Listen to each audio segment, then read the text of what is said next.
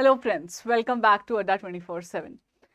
RBI grade B 2026 examination के बाद एक बहुत बड़ी अपॉर्चुनिटी जिसका हम सबको इंतजार है वो है आरबीआई ग्रेड ए 2026। रेगुलेटरी बॉडीज में और भी पेपर होने वाले हैं। नाबार्ड होगा, पीएफआरडीए के भी बहुत हाई चांसेस हमें दिख रहे हैं, सेबी भी आ सकता है। लेकिन इस सबके बीच में आरबीआई ग्रेड ए आउटशाइन कर रहा है आज भी। Of course, because we are talking about the regulator of the banking sector in our country, तो वहां पे एंट्री पाने के लिए एक ऑफिसर की तरह ऑफ कोर्स बहुत सारे कैंडिडेट्स कोशिश करते हैं, पर ये कोशिश करनी भी चाहिए आपको या नहीं करनी चाहिए, तो कंप्लीट इंफॉर्मेशन तो होनी चाहिए ना इस एग्जाम के बारे में। आपको वही देने के लिए आज का सेशन लेकर आई हूँ। We are going to discuss 5 important points: expected examination date, job profile और rank, and how is it different from other grade A जो रैंक रहते हैं, सिलेबस एंड पैटर्न जो एक्सपेक्टेड है, exam level and salary. These all things we are gonna discuss specially in comparison with RBI grade B and other grade A officers जैसे सेबी, नाबार्ड, इरडाई में रहते हैं। But before I move forward, I would request you guys, अगर आपने हमारा channel नहीं subscribe किया है जरूर कीजिए। बहुत अच्छा कंटेंट आपको यहाँ मिलने वाला है जो आपकी तैयारी में भी मदद करेगा। इन्फॉर्मेशन तो मिलेगी ही जैसे इस वीडियो से मिल रही है, लेकिन तैयारी बहुत अच्छी होनी बहुत ज़रूरी है। तो एक तो हमारा चैनल आप ज़रूर सब्सक्राइब कीजिए, दूसरा हमारी मोबाइल एप्लीकेशन डाउनलोड कर लीजिए। जो हमारे पेड कंटेंट है, जितने भी कोर्सेज हैं, बहुत ही अफोर्डेबल प्राइस पे आपको मिलेंगे। Specially if you are watching this video near the Independence Day 14-15 of August को, तो maximum discount with the maximum validity possible हम आपको प्रोवाइड कर रहे हैं। ठीक है, चलिए फिर बात करते हैं आरबीआई ग्रेड ए की। देखिए, सबसे पहले एक्सपेक्टेड एग्जाम डेट की बात करती हूँ।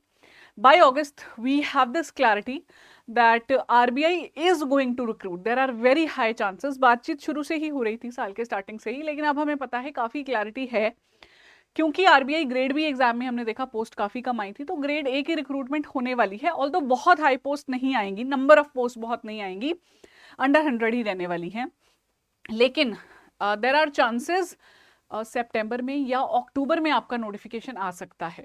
Now this is what we are expecting.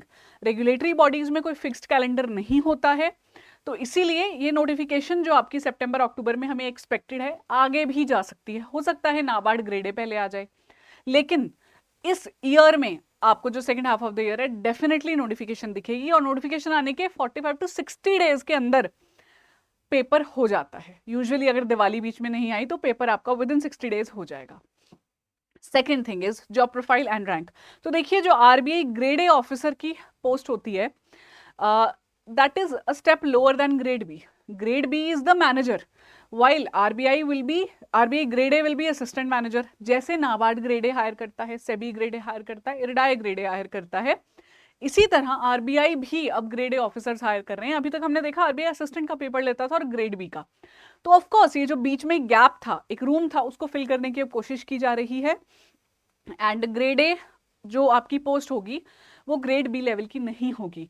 तो जो बच्चे ऑलरेडी ग्रेड बी दे चुके हैं या यूपीएससी एग्जाम दे के फिर ग्रेड बी में आए थे, या ऑलरेडी कुछ समय से ग्रेड बी की तैयारी कर रहे हैं, उनके मन में एक डाउट आता है कि shall I go for the grade A, क्योंकि ये तो पोस्ट और नीचे हो गई। तो मैं आपको एक चीज बताती हूँ, ग्रेड ए का पेपर आपको डेफिनेटली देना चाहिए, इस तैयारी के साथ देना चाहिए कि मेरा ये क्रैक हो, because it is reserve Bank of India. आप अगर ग्रेड ए बन के, ऑफिसर बन के, असिस्टेंट मैनेजर बन के एंटर कर जाते हैं, 3 से 4 नहीं तो 5 साल में आप डेफिनेटली ग्रेड बी बनने वाले हैं, प्रमोशन मिलने वाला है आपको। ऑन दी अदर हैंड, अगर आप सिर्फ ये सोच के ग्रेड ए का पेपर नहीं देते हैं कि ये तो स्टेप लोअर है देन ग्रेड बी, तो आप अपना नुकसान कर रहे हैं, क्योंकि कोई गारंटी नहीं है कि ग्रेड बी में आपका सिलेक्शन हुआ ऑलरेडी है। ठीक है, rather it is always better कि आप ग्रेड ए में चले जाएं। ठीक है, अब इसके साथ मैं आपके सपने नहीं तोड़ना चाहती ग्रेड बी के, आप ऐसा मत सोचिए। I know there are people out there who feel कि यू नो ग्रेड बी छोड़ के मैं ग्रेड ए में चले जाऊं, ऐसा नहीं है, आपके पास ऑप्शंस और आएंगी। ठीक है, लेकिन आपको ग्रेड ए जरूर देना चाहिए। And the ones who were preparing for SEBI, NABARD, IRDAI, आपके लिए तो ऑर्गेनाइजेशन और ज्यादा मजबूत दे दी हमने यहाँ पे, तो ग्रेड ए तो है ही, ऑफकोर्स आपको देना चाहिए ये पेपर, क्योंकि प्रोफाइल आपका और रैंक ग्रेड बी से कम है। तो मैं पहले सैलरी की बात यहाँ करना चाहती हूँ। देखिए, जो सैलरी है वो ऑफ कोर्स कम होगी in comparison to the grade B. Grade B का जो पैकेज था हमने देखा है, हाईएस्ट पेइंग जो सैलरी है हमने देखा है ग्रेड बी की थी in the banking sector of our country approximately 34 lakh का CTC है ग्रेड बी RBI का। लेकिन क्या ग्रेड ए का इससे बहुत कम होने वाला है? नहीं, ऐसा नहीं है। 24 से 26 LPA, 24 lakh per annum to 26 LPA minimum होने ही वाला है, क्योंकि यही पे स्केल जो बाकी बॉडीज फॉलो कर रही हैं, चाहे वो नाबार्ड हो, सेबी हो, उन्हीं के साथ मैच करते हुए आपको स्केल यहाँ पे मिलने वाला है। तो that is why I am saying कि it is not only about the post, it is also about the perks that are coming. And Reserve Bank of India join कर रहे हो, एक्सेल करते हो अपने काम में, तो जल्दी प्रमोट हो सकते हो आप। और 24 लाख या 26 लाख, आपको भी पता है IIM से पास आउट होते हैं जो कैंडिडेट्स, उनको मिल रहे हैं आजकल इतने packages. Of course there are people जिनको CRs में मिलते हैं, लेकिन ये पैकेज मिलते हैं बच्चों को जो अच्छी खासी MBAs कर रहे हैं। आपको तो फिर भी यहाँ पे ग्रेजुएशन के बारे में ही बात की जा रही है। And on that note, I would like to discuss about the expected examination pattern क्या हो सकता है और syllabus कैसा रह सकता है, फिर एग्जाम लेवल पे बात करूंगी। देखिए, जो RBI ग्रेड बी का पैटर्न है अभी, इट इंक्लूड्स फेज 1 ऑब्जेक्टिव जिसमें quant, reasoning, English, general awareness रहता है। There are very good chances यही सब्जेक्ट्स रिटेन किए जाएंगे, क्वांट, रीजनिंग, इंग्लिश, GA, क्योंकि जितने भी आप एग्जाम्स देखते हैं, चाहे वो सेबी हो या नाबार्ड हो, वहां पे ये एग्जाम्स आते ही हैं।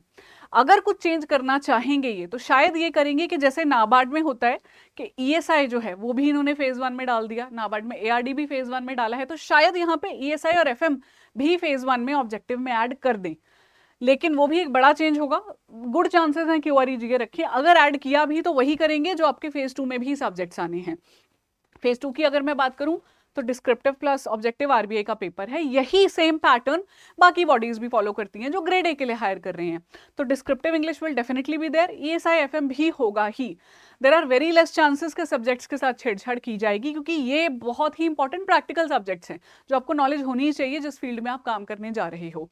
तो लगभग हम मान के चल सकते हैं कि जो आपका पैटर्न और सिलेबस है वो RBI ग्रेड बी की लाइंस पे ही होगा। There might be some changes, लेकिन वो चेंज भी कुछ ऐसा नहीं होगा कि बिल्कुल ही कोई नया सब्जेक्ट इन्होंने इंट्रोड्यूस कर दिया या बिल्कुल ही कुछ हटा दिया। ऐसे होने के चांसेस बहुत कम हैं। इंटरव्यू देयर आर चांसेस कि शायद 75 की जगह 50 मार्क्स का कर दें। तो ये है आपके पैटर्न की बात। Now if I talk about the level of the examination, तो क्योंकि ग्रेड ए की पोस्ट RBI ग्रेड बी से बिट लोअर रहेगी, step lower, bit is not the right word, step lower रहेगी, तो ऑफ कोर्स जैसे आपने देखा ग्रेड कम है, सैलरी कम है, तो पेपर भी लेवल थोड़ा कम होगा। बट आई कैन नॉट से कि पेपर आसान ही होने वाला है। मैं ये कह सकती हूँ कि डिफिकल्टी लेवल वैरी करेगा RBI से। जैसे हमने देखा है कि RBI इटसेल्फ, क्योंकि इस बार हमने देखा कि काफ़ी वैकेंसीज कम थी, तो पेपर का लेवल उतना मुश्किल नहीं लगा। तो जो मे बी फर्स्ट टाइम तैयारी कर रहे हैं उनको अभी भी RBI ग्रेड ए मुश्किल लगे, लेकिन जिन्होंने RBI ग्रेड भी दिया है, ऑलरेडी नाबार्ड या सेबी की तैयारी कर चुके हैं या कर रहे हैं, उनको उतना मुश्किल शायद ना लगे। Because the simple thing is, we know this fact कि जो RBI ग्रेड बी का पेपर होता है उसका लेवल हायर रहता है नाबार्ड ग्रेड ए से, इवन इरिडाई ग्रेड ए से या सेबी ग्रेड ए से, ठीक है। But that does not mean कि वो सारे पेपर्स आसान होते हैं, वो भी अपने आप में आसान नहीं होते। तो अगर आप कंपेयर करोगे तो शायद उससे अब बिट लेवल थोड़ा सा नीचे दिखे आपको, डिफिकल्टी लेवल, लेकिन तैयारी तो बहुत अच्छी आपको चाहिए, क्योंकि ऑफ कोर्स ऑफिसर बनने जा रहे हो, तो कोई छोटा मोटा पेपर तो वो आपसे लेने नहीं वाले, है ना दोस्तों। तो ये थे कुछ पॉइंट्स जो मैं आपके साथ डिस्कस करने वाली थी। I wanted to discuss with you, क्योंकि काफ़ी डिस्कशंस चल रही हैं ग्रेड ए के बारे में, क्या होगा कैसे होगा।